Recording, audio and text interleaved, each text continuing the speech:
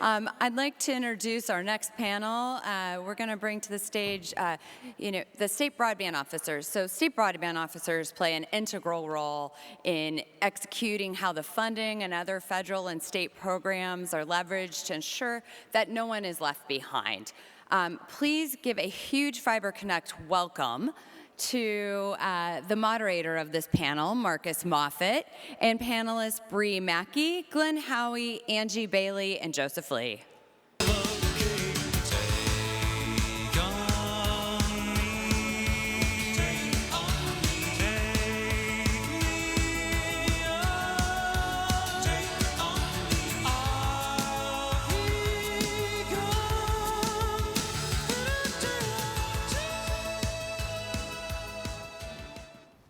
Y'all want to do that karaoke now? We can't see.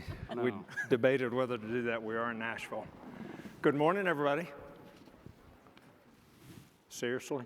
This is Nashville. Come on. Good morning, everybody. Good morning. Perfect. As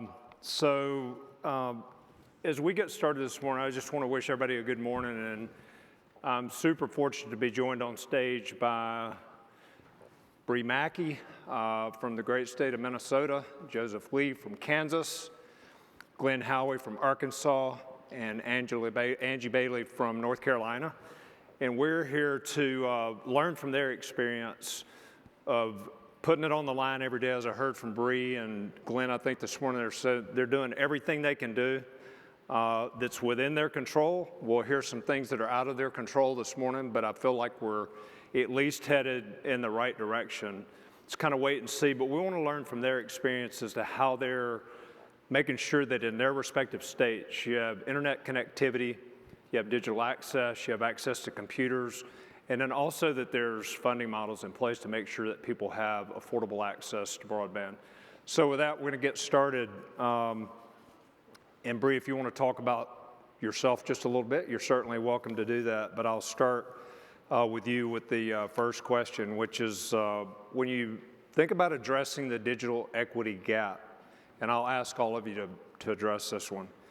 It's a complex problem to solve. Cost, education, access requires different approaches. How is the state of Minnesota addressing these challenges, and what have you learned through that process? Sure. Well, thank you for the great question to start out. Thank you for all hanging in with us on Friday, or whoa, not even Friday, the last day of the conference. Can it be Friday? We're not going to talk about me because you'd be here the whole time, and we don't want to do that if I talk about me. As far as the digital divide in Minnesota, we are a state that has been doing broadband access deployment for over 11 years. And I think one of the great things about the work we do in Minnesota is that having the need for broadband access has to be holistic. And so when we look at the opportunities we have in the state and deploying broadband, it really is about making sure there's community buy-in. And when I talk about community buy-in, it is about bringing all of the partners together to talk about their needs and do that advocacy of why broadband access is really important. So I don't think we necessarily think of it any different in Minnesota from our work. Obviously, the grant dollars would have been great and would have been able to launch a lot more things that we would like to do. It's unfortunate, but we will proceed on with how we have approached broadband, getting everybody connected, the tools they need in order to advance what they want to do in their lives to make a difference to themselves, their communities, and et cetera. So it's a great question, but I just don't think we're thinking about it any differently than what our real goal is, and to get everybody the tools and the ability to thrive. So Joseph, I'll come to you with the same question. I think contextually the interesting thing is timing is everything, and you can't have a single presenter present without the AI topic coming up. But the reality is when you think about where we are in this transition, I mean, this technology has been around for a long time. However, in the last couple of years, it's really become apparent how through technology it's going to help us, but it's more akin to the Industrial Revolution, I like to say, which it really took people about 80 years to get their head around that concept. the big gap was skills development, those type things. So we're right back to where we were then. So Joseph, thinking about it maybe in that context, it's never been more important than ever to make sure everybody has access, because you certainly don't want people left behind and you don't want talent left out there that's not able to get to technology and innovate and do some of the important things that we need in society. Absolutely, and the points that Bree had brought up as well are all things that we also see in Kansas, and we really have been trying to kind of take a look at this approach regardless of where the funding may be coming from the federal government or in the state government as well. We've been looking at this as how can we impact our communities in such a way that they can still access the infrastructure we're all trying to lay right now. And so in Kansas, we have two specific programs that go beyond the last mile infrastructure deployments that we've been really promoting and have been fairly successful in promoting subscription rates towards. We have our Digital Opportunities to Connect Kansas grant, and that program really focuses on digital literacy. So providing those training efforts, those digital navigators inside of those communities to help all of the different populations be able to participate in today's digital economy. We also have our Advancing Digital Opportunities to Connect Kansas. We love our acronyms. We really love our acronyms. So our ADOPT program really does highlight some of the ways we look beyond the last mile infrastructure to allow for these folks to take part in today's digital economy. We look at public Wi-Fi with this particular program, and we look at equipment distribution. So making sure these populations have access to the laptops and the tablets and are trained up on how to use this, especially with, as you mentioned, the AI that's coming in, the industrialization of AI, how they can make sure that they're safe when they access these technologies and how to navigate these, and making sure everyone can be connected beyond the last mile. A lot of our innovative public Wi-Fi projects have been able to look at this. Well, I think you said a lot of great things there. The technology has always been the easy part, frankly. I know it doesn't seem very easy, but the reality, but I love what you said is teaching people how to take advantage of it is the most critical aspect. So a lot of good things there. Glen, coming to you in Arkansas, how are you guys thinking about this? And I guess your point on this question. Yeah, no, appreciate that, and thanks to everyone for having us. And just following up on what Bree and kind of Joe are mentioning here, I think, in Arkansas, our team has run some data. We did it in Louisiana when I was there, and then we did it for Arkansas.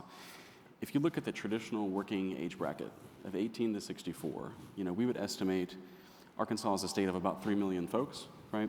In that traditional working age bracket of 18 to 64, our team would estimate there's about 300,000 Arkansans that lack basic digital skills, right? So this is not coding, creating websites. This is take the mouse, go to Google, apply for a job, right? So with that as our backdrop, we've been very sort of intentional and purposeful in our planning to sort of scale down what we were thinking. At the beginning, when all this stuff comes out, you try to get very innovative and you have all these things on the whiteboard that you want to try to accomplish, but it's at its very foundational level, what is the best bang for the buck that we can get in Arkansas to help, eliminate the divide? And so for us, very targeted digital skills programming within a sort of adjacent device program. So through a learn and earn model, folks go through, achieve their certification that they went through. A basic digital skills training course through a learn and earn model allows them to get access to a low cost or free large screen device that hopefully they can then leverage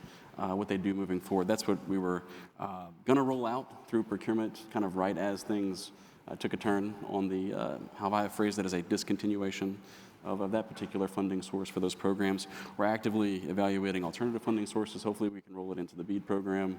We'll see what happens there. But no, very targeted approach, very specific for us. I think one thing that doesn't come up very often is the fact that you look at the data again, normally about 10% of folks are even interested in attending a digital skills training in person, right? So that's something, is a barrier that doesn't get talked about that often that we have to try to work through. But for us, being very intentional and very specific.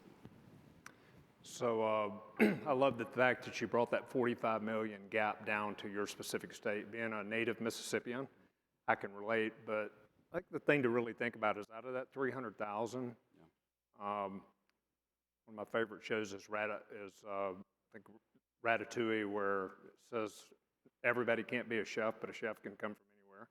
Well, so can the next Jensen Wang, and so can the next George Washington Carver. They maybe in that 300,000. And this is why this is so critical. We want to unlock that sort of innovation. And when everybody's got that potential access, now you have the opportunity to expose that sort of talent. Yeah, and just a quick follow-up there is that this stuff moves so fast these days with technology. I think when we were first iterating on what our digital skills would look like, training would look like, we didn't even include the concept of having AI as a part of that. Correct. Right, because things are moving so fast. So I think flexibility is also key. So as states look to lock in programs and find funding sources to do what we need to do, I think flexibility is also a key to be able to adapt to the environment as it moves so fast. Yeah, speed is everything now. So Angie, coming to you in North Carolina, how about you and how's your state? Yeah, so in North Carolina, we have a Division of Broadband and Digital Opportunity that's housed in our North Carolina Department of IT. And this is under Josh Stein's administration. And so I'm director of the Broadband Infrastructure Office, which is one part of the office. And then we have an Office of Digital Opportunity. And so this was created a few years back because we really understand these have to be done in tandem, hand in glove, the infrastructure side and the adoption digital skills work. So we've pushed out on the digital opportunity side about $45 million in grant funding, ARPA funding for digital skills devices. We have a tech resource finder. We have a partnership with NC211, digital navigators, those types of programs. And then on the broadband infrastructure side, which I lead, we had about $937 million in ARPA funds for infrastructure, 4 different programs, so we've been continuing to push that out. So I spend pretty much 99% of my time on infrastructure, but I do recognize, I mean, people have to adopt the service, and so we're spending all this time and money on investing in this infrastructure, and the whole point is that it has to be utilized, and so it does go hand in glove. And our broadband providers can't continue to build unless people are adopting.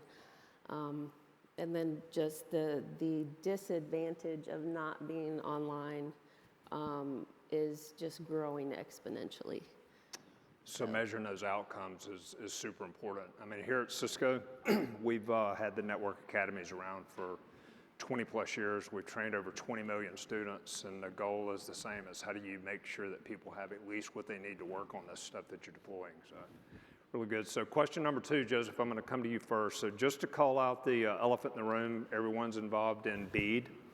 We're eagerly awaiting results that seem to be stalled a little bit. From the rigorous review of the administration program, what are the potential changes each of you are expecting, and what kind of changes would be positive for the state's program versus what's possible and causing you to lose sleep? Absolutely. That's a very common question that a lot of us have been getting, and if anyone's got a magic ball or pixie dust, we certainly would love to see that. But you know, right now, all we can really hope is that the guidance comes out as quickly as possible. A lot of us are trying to move as fast as we can, keep our foot on the gas with the program, get the funding out the door to our communities, to our industry partners, and we're hoping the changes that potentially would come are going to be changes that helpfully allow this to be streamlined in such a way that allows us to maintain this speed. We don't want to see this program be delayed too long, in which this could devastatingly impacts communities, our industry partners from participating in the program. And so we really would hope that whatever the guidance comes out from up top is going to be something that allows the state to continue to move in a streamlined fashion. I think one of the things that could certainly negatively impact states is very hardline restrictions that are blanketed across the entire country, all 56 states and territories. Because whatever the guidance comes out, one of the things that I think needs to be very well understood is whatever may work for one state is not going to work for the state of Kansas, and it's not going to work for the state of Arkansas or Texas or Mississippi or Minnesota or anything like that. So we're hoping that there is some latitude that will be allowable in whatever the upcoming guidance is for us to continue to move in each of our own individual states and territories' best interests. Yes, it's well said too, because I think it's everybody wants to make everything uniform, but Glen, in your state, you can't get from the northeast corner to the northwest corner without going through Little Rock, right? You got all those mountains you have to deal with. So how about you? How are you thinking about this, and as far as BEAD and that sort of thing, and what's positive and what's potentially negative? Yeah, I think, for us, it's been a very, interesting process to go through this thing. It feels like every day there is the new rumor that gets circulated, and it's amazing how fast things travel. Because you hear it from one person and then, somebody else calls. I think, and frankly, like I'm over the rumors. I'm done with that. When something comes down, it comes down, and we'll deal with it. Part of what we have done on our team to prepare is, when you hear things that may or may not happen, we've tried to go back to our team and say, okay, let's prep for this. So we heard scenario A might occur. Well, let's prep for that. What does that look like? We hear scenario B might happen. What does that look like? So we have different sets of paths that we've already mapped out, depending upon what we think may happen. And whatever does, come down, we'll work hard. I think we would like to have a response and plan to whatever does come down, whenever it does come out, within about 30 days. We'll have a plan to move forward with, regardless of what happens.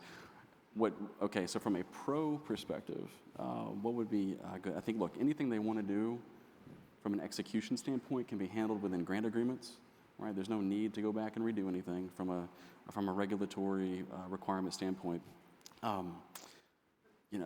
think as Joe hit on, things that would limit our flexibility, right, and be sort of a one-size-fits-all solution for the whole country would be very difficult to manage. And so as much flexibility as possible, trust the states, and frankly, it is time. It's time to move forward. Yeah.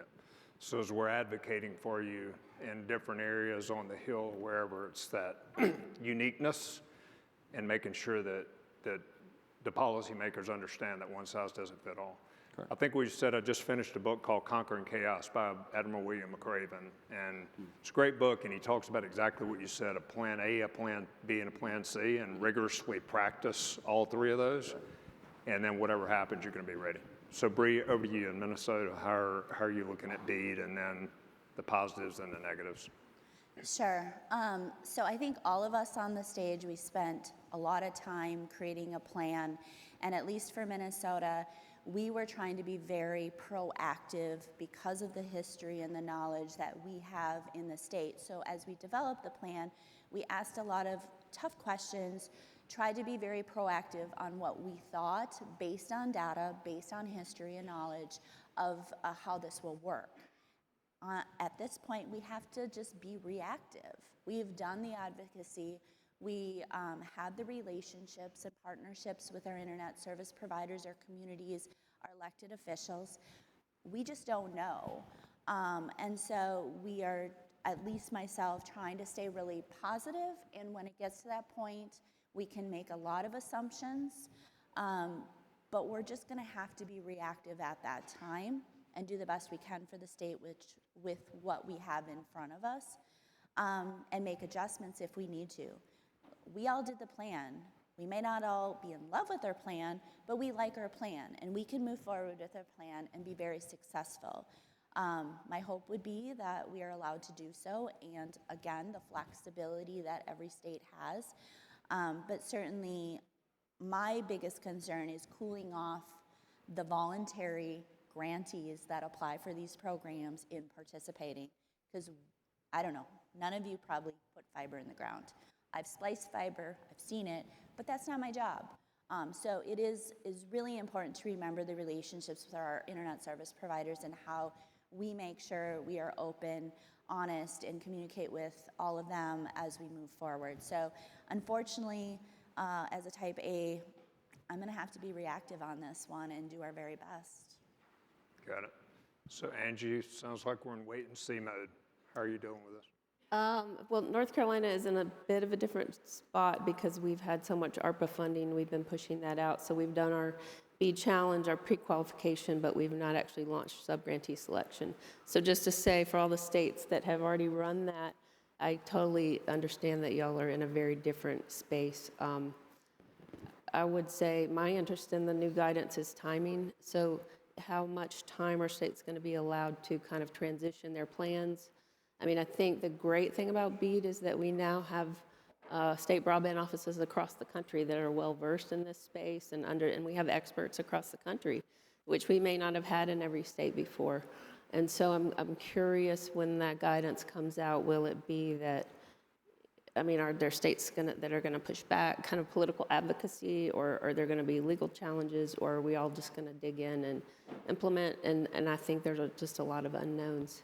But we're ready in North Carolina to, it's a lot of funding, and I think at the end of the day, we can all make these investments. I think the question is, will we be done? I don't really believe in the 100% universal coverage concept. I think that it's a shifting space.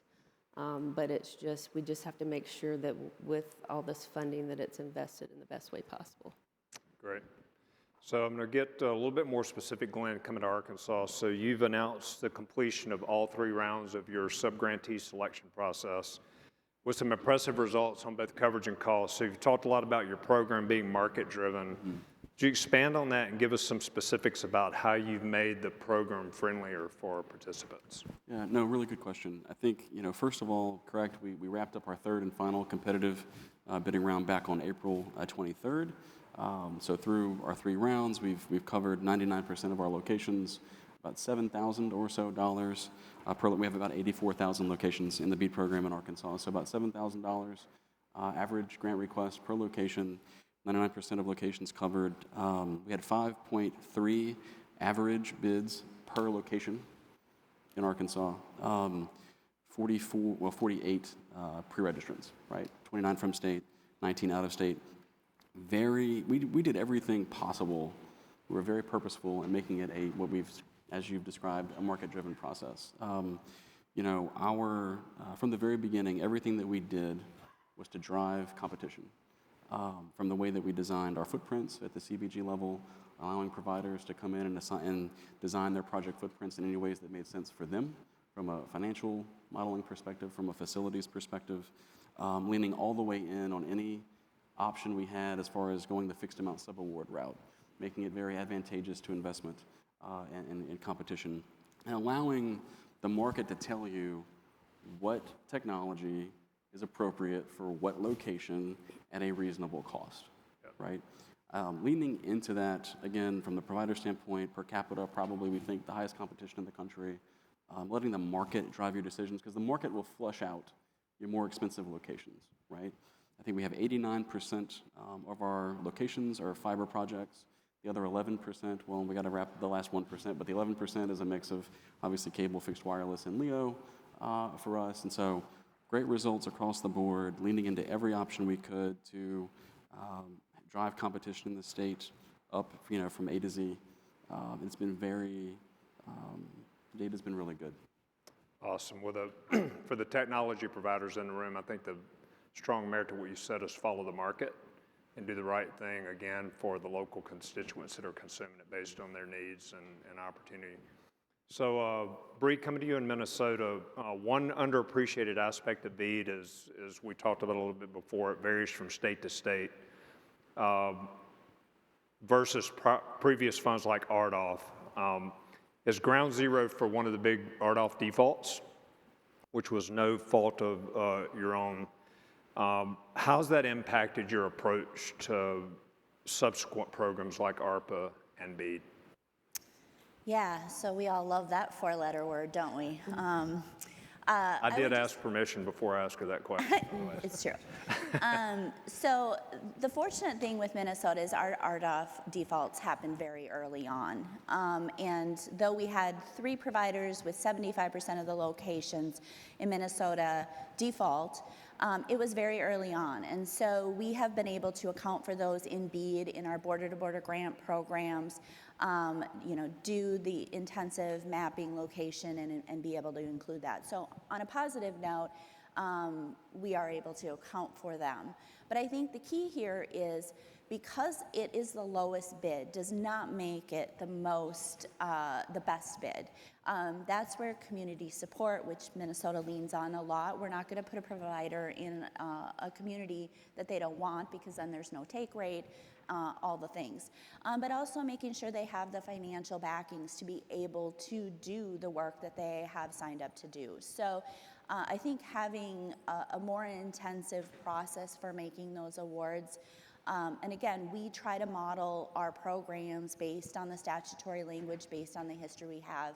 And within our programs at the state, we don't have those type of defaults because they commit, we follow, we do a lot of the work as partnerships with our communities and our ISPs. So we are not necessarily in a vulnerable position that other states were with later RDOF defaults. So the other thing I would say is we're fine taking all the RDOF that's available, keep it coming, even though we're in the middle of the BEAD process. Yes, it makes it more complicated, but we are one of the states that believe we do not have enough funding with $651 million in the amount of unserved locations and underserved in our state.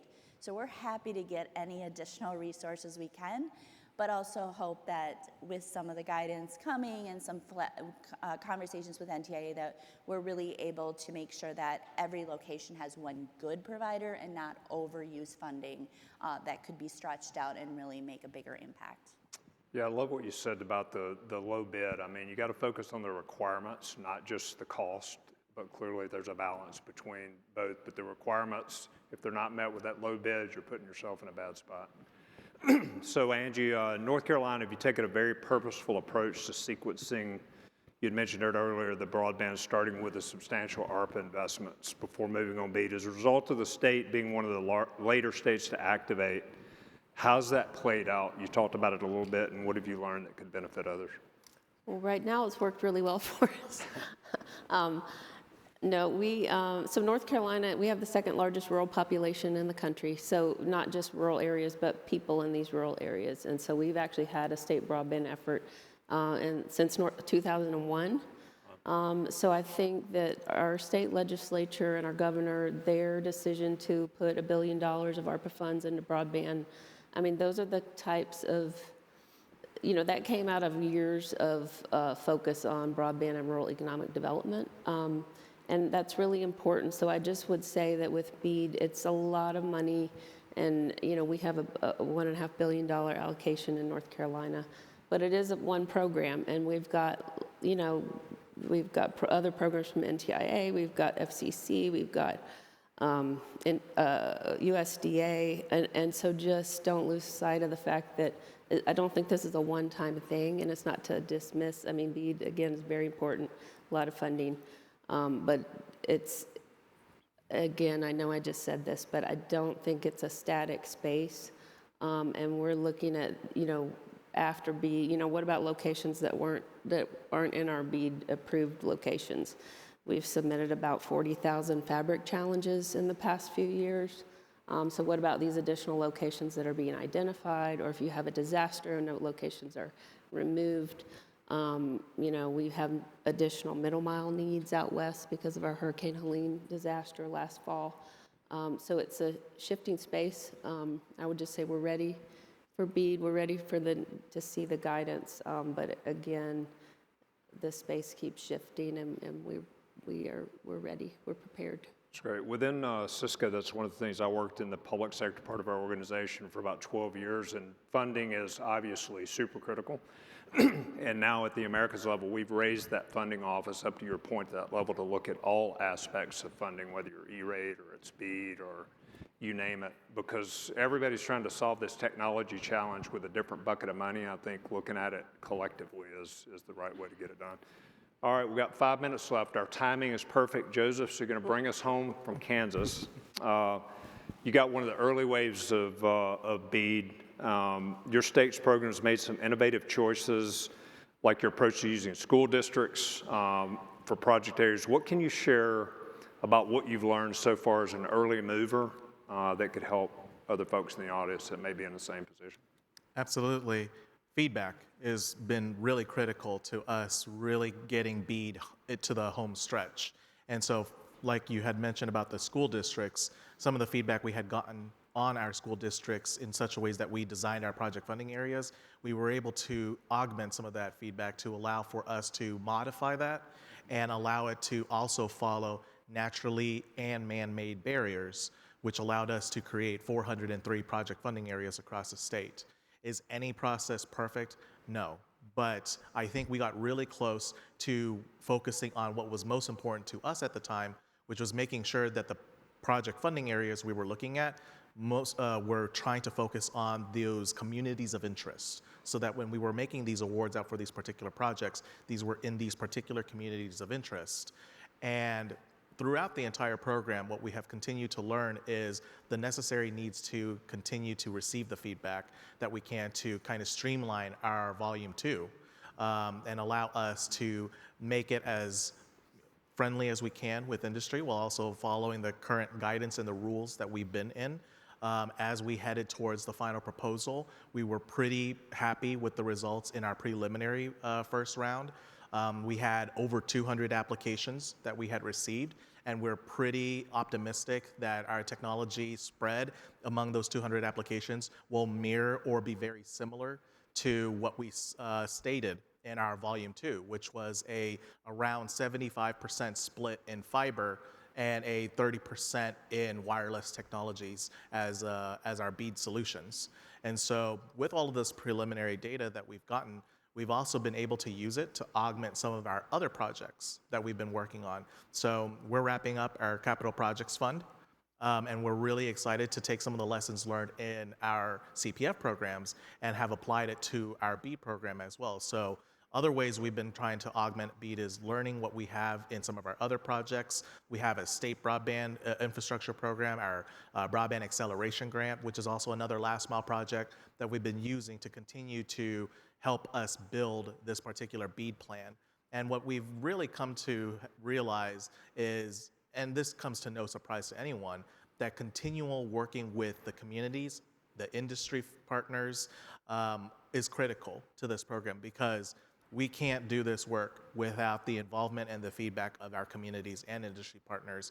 We're ready to go, and that's one of the things we continue to relay back to our federal partners, is that it's not just the broadband office that's been waiting on this, it's also the communities, the industry partners. The timing, which we were just talking about earlier, is absolutely critical in us meeting some of these expectations of these providers and our communities. A lot of our industry partners have put lots of real dollars into these, and letters of credits, the cost, I'm sure, that was involved in the design of the projects, the network designs. All of this is money out the door right now, and they're waiting for these results. And no state has really put fiber in the ground or any sort of infrastructure in the ground for BEAD yet. And so it's very critical for us to take this feedback that we've gotten and go ahead and relay that back to our partners at the federal level and allow them to help us move quicker in the timing. Because we also learned there seems to be a lot of nuances from what we saw in how the BEAD program was being ran in the previous administration. And we're curious to see if that carries over. If the new guidance comes out, will we need to amend our volume 2? Will states need to extend their final proposal deadline? Kansas's final proposal deadline was April 23rd, and we were all but ready to meet that deadline. However, then we had to receive that automatic 90-day extension. And we're wondering when the guidance comes out if we're going to have to see another extension comes through. Will states have to run another sub-grant round? And the administrative costs, not just on the state broadband offices, but as well as providers that have applied for these programs. These are a lot of questions that we have seen through the process, and we continue to work with our partners, both industry and in the communities, to get feedback and provide it back to our federal partners. And we hope that in doing so, we will see a very streamlined process that comes down from the feds. It's great. So hopefully the lesson learned from this conversation today is between Bree, Joseph, Glen, and Angie. There's a lot of expertise out there. Somebody knows something that is going to help you do your job more effectively. So we appreciate your time this morning. Thank all of you for the amazing panel and your insight, and certainly what you do for your respective states every day. Thanks, everybody. Thank you.